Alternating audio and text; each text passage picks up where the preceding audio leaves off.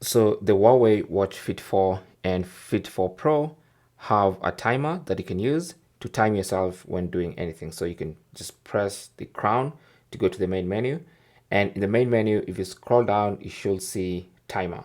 So you can tap on that, and then it has some predefined timers like a 1 minute timer, 3 minute timer, 5, 10, 15, 30 minute timer.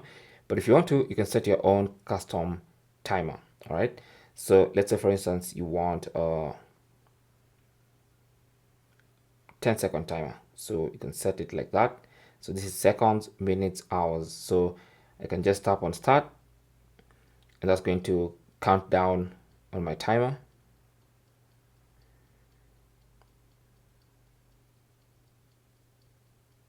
Like that, and then it's going to notify me when that time is up. So it's actually vibrating on my wrist right now. So you can either restart the timer or cancel it.